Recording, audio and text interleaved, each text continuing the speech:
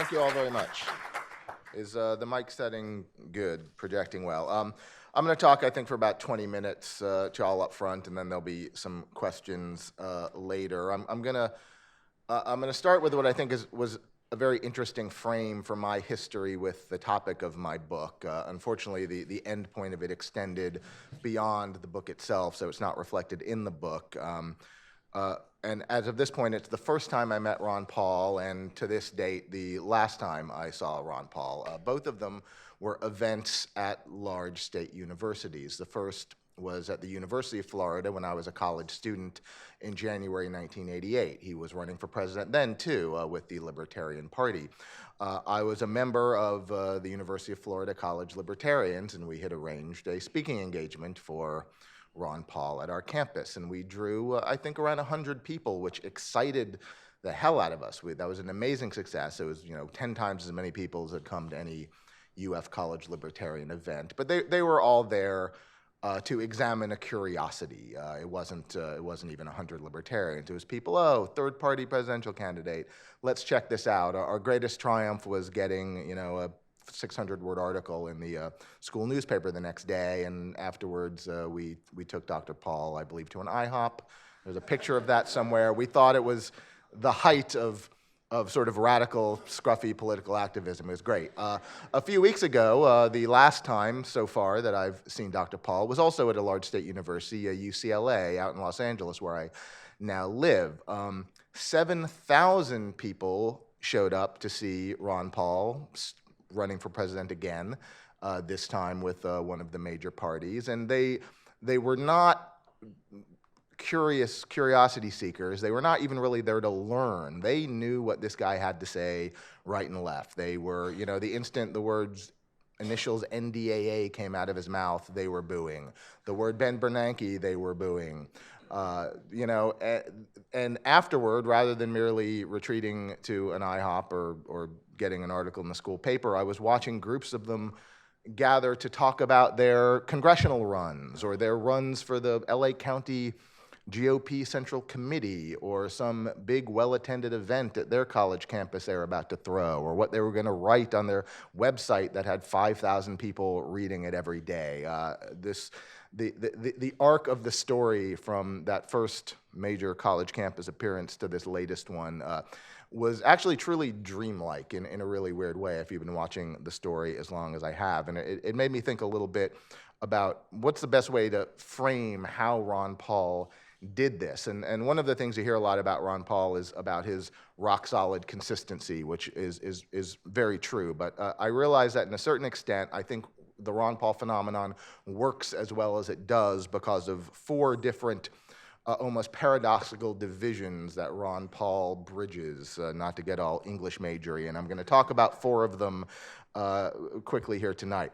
One of them is he's a phenomenon of real and impressive real-world political success, yet one whose greatest achievements are to a large extent irrelevant to that political success. And I think, especially in the wake of the so-called dropout or pullback announcement, it's worthwhile reminding people of some of the objective measures of that political success, especially from 2008 to 2012. I mean, first of all, of course, his success as a congressman, a guy believing things that almost none of his other colleagues believe, which leads to that sort of dismissive comment you hear about his congressional career. Oh, how many bills has he passed? Well, if you're a guy who believes in the Constitution in the U.S. Congress from 1970 to 2012, you're understandably not going to get a lot of bills passed, but it doesn't mean that you're not a great congressman.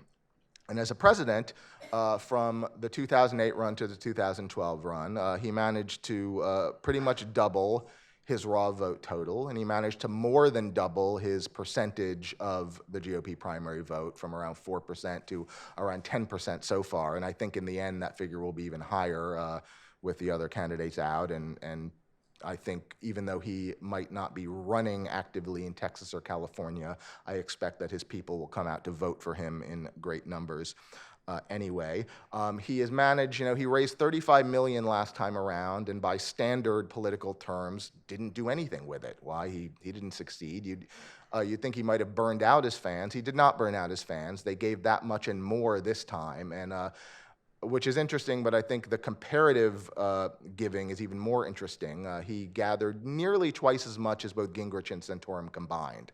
Paul drew around 36 million so far this go-round, Gingrich around 16 million, Santorum around 14. This guy has a base who is willing to give, and that's something very important in politics, and it's something that the GOP is seeing is having real effects. They are able and willing to do the nitty-gritty of politics. They're able and willing to run for central committee. They're able and willing to achieve positions of total power is not the right word, but positions of high authority in state parties from Alaska to Iowa. They're able to win delegations in caucus states, just like Ron Paul said he would and everyone else said he wouldn't. They can do that retail politics stuff. This is a story of real-world political success. And the analogies that the GOP powers should keep in mind are both the Goldwater kids of 1960, a similar youth-based movement that gathered around a heroic, strongly anti-government figure who had written a best-selling book and managed to surprise the regnant establishment of the time with what they could achieve in the future. The more recent analogy, I think, is a religious right, a wing of the party like the Libertarian wing that Paul represents, that may be outmanned in a majority rules way, but that are so passionate about their ideas that they're going to be able to swing their weight in the GOP beyond their apparent number. So it is a story of real political success, but its true importance is not about that kind of political success. It's not about vote getting. It's not about winning control of GOP precincts or the like. It is a continuation of the intellectual mission of the libertarian movement out of which Ron Paul arose. He was educated to become the political thinker he is by the works of the likes of von Mises and Hayek and Rothbard and the publications of the Foundation for Economic Education, and he has always embraced Leonard Read of the Foundation for Economic Education's vision of what intellectual and political change was about, which was about educating one mind at a time. And Ron Paul has used politics as the tool for that libertarian goal, and it's a tool that if you had asked me 10 years ago, I would have said maybe wasn't the best tool because he was merely the sort of obscure outlier in Congress, but he has proven me 100% wrong. By using the tool of major party electoral politics, he has been one of the greatest educators for libertarianism of our time, as David said, and it's not just about politics. The other sort of gap that Ron Paul bridges that I think is key to his appeal is the apocalyptic Ron Paul, who is also at the same time the very hopeful Ron Paul. Ron Paul is one of the only politicians around who is willing to say, you know, America is not necessarily the greatest, richest, freest, most wonderful nation in the world that can only do right overseas, and if there's anything wrong, just vote out that other guy and vote me in and everything will be fine. Ron Paul is willing to say in foreign policy terms that our behavior overseas is actually in some ways the behavior of a criminal empire, and that we actually might want to consider that we're earning enemies overseas by our behavior. He is willing to say, hey, the constant series of decades of billion and now trillion-dollar deficit spending is impoverishing us. It's not something we actually can continue. We can't just behave as we have behaved. He is willing to point out that we are facing serious problems with our debt and fiscal crises that are not going to go away by saying, as Mitt Romney recently said, oh, we can't have $1 trillion spending cut in 1 year like Ron Paul wants. Why, that would shrink the economy.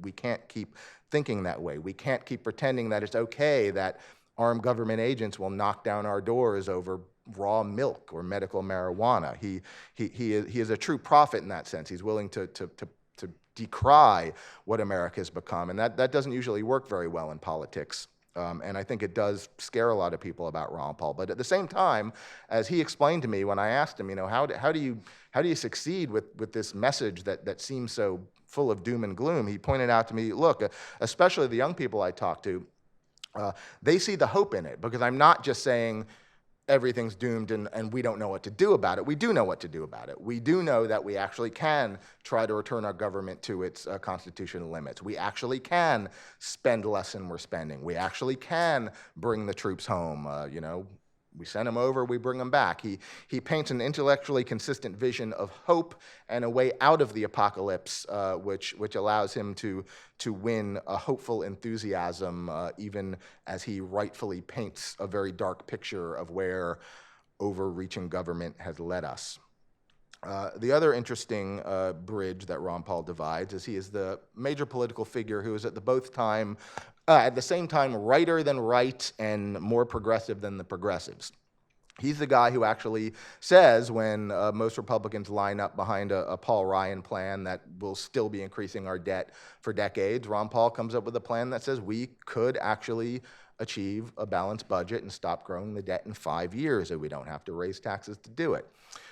He is a guy who is actually saying, hey, we talk about big government. We talk about government interfering in our lives. Let's stop interfering in the lives of people who want to buy and sell raw milk or smoke medical marijuana. We can do this. We actually can have a government that is the government that conservatives say they want, and yet when confronted with Ron Paul, seem a little bit afraid of it. It was clear to me that Ron Paul ought to have been, the Tea Party candidate by acclamation in the 2012 race, and that it didn't turn out that way, I think, is not so much a fault of Ron Paul as a failure of will to be as conservative as they say they are on the part of the American right. I think Ron Paul is clearly the most conservative, consistently conservative candidate out there.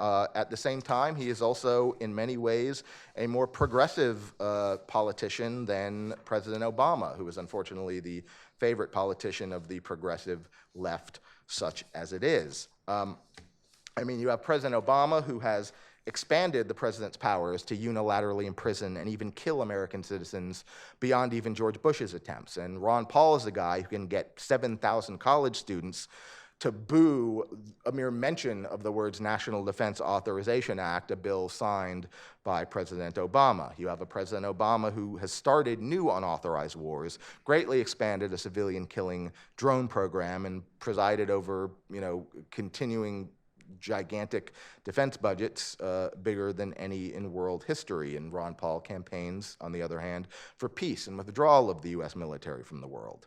You've got Obama, who wants to continue to expand every aspect of the war on drugs, including the war on state legal medical marijuana. You have Ron Paul, who thinks that government attempts to arrest people for actions that harm only themselves are inherently illegitimate. You have an Obama administration that has set records in deportations. You have Ron Paul saying to a crowd at a Republican debate that border walls are essentially un-American. On this wide range of issues involving individual autonomy and liberty and protecting people from real oppressive concentrations of power, Paul is more progressive than Obama or nearly any other national political figure. I don't want to glide over that one point that makes progressives not like Ron Paul, is that they love income redistribution and Ron Paul does not. And in fact, I think Ron Paul is sort of a living sort of rebuke to them in a sense that it sort of proves that they only care about income redistribution and they don't actually care about peace, civil liberties, and saving people from oppressive concentrations of power. But again, the fault lies in the progressives, not in Ron Paul. The fourth divide that Ron Paul bridges that I think contributes to his success is he is both an incredibly intellectual politician with an incredibly emotional hold on his audience that I discovered as I met hundreds of them over the course of researching this book. I mean, he is, as I've heard various people say, the only politician, running for national office of whom you'll hear people say, I heard Ron Paul and I went out and read a bunch of books. You're not going to hear that about Obama or Romney. And Ron Paul, not only does he write books of serious intellectual heft, those books tend to have bibliographies that point you in the direction of where Ron Paul's ideas came from. He will lead you to Bastiat. He will lead you to Mises. He will lead you to Rothbard. He will lead you to Chalmers Johnson. He is actually a genuine intellectual leader in modern America, even though I don't think even he would claim that he is himself a great intellectual, but he is a great student of great thinkers and has been a very diligent and impassioned transmitter of their ideas across the generations. Yet at the same time, for being as intellectual as he is, and even in his demeanor as he presents his ideas, he's not a podium thumper. The guy is not selling emotion, though I think there's a great emotional context to what he says about the richness of liberty. I was especially interested to note in more recent talks I've heard him say, and when Ron Paul talks, he is extemporizing. This might be obvious if you hear him talk. It becomes more obvious if you hear him talk a lot.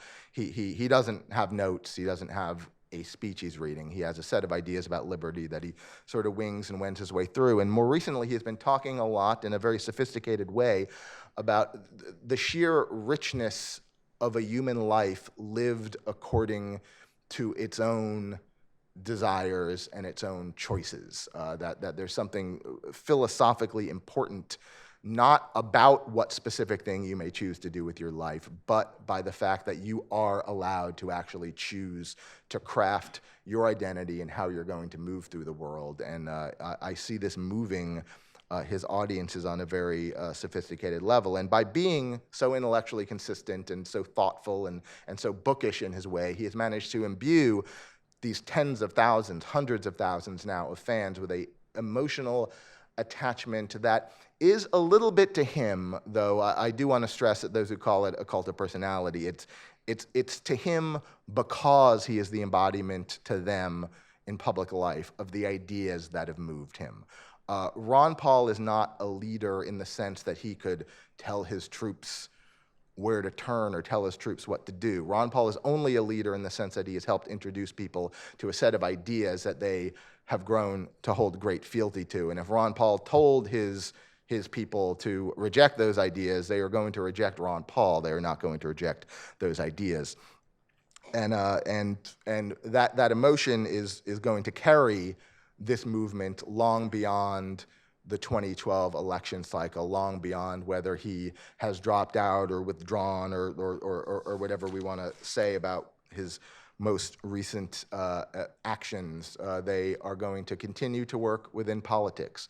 They're going to continue to work within media, both distributed and non-distributed. It's, I think, a point worth noting that the single most heard answer when I asked Ron Paul people the question, how did you get into all this, was a YouTube video. And they wouldn't necessarily even remember what YouTube video it was, because by that point they'd probably seen 200 of them, and they'd probably made 100 of them. But it was that distributed, non-controlled means of humans making art and making culture and distribute it amongst themselves has been the key to why the revolution has been able to succeed. I mean, the ideas are the same, as David said. Ron Paul has been saying the same thing for 30 years. And I think, as David said, part of why they're ringing truer now is the objective conditions of reality make it more obvious that Ron Paul was right about things like the Federal Reserve and blowback and the like. But another reason is that the means of communicating those ideas have become so much more decentralized and widespread. And while this may be the last year for Ron Paul as a national political figure, the reason why I wrote this book is because I'm convinced it's true that 15, 20, 30 years down the line, if you look at the elections of 2008 and 2012, the most important thing about them, any historian will recognize, will be that Ron Paul ran for president and the Ron Paul revolution was launched. Thank you very much.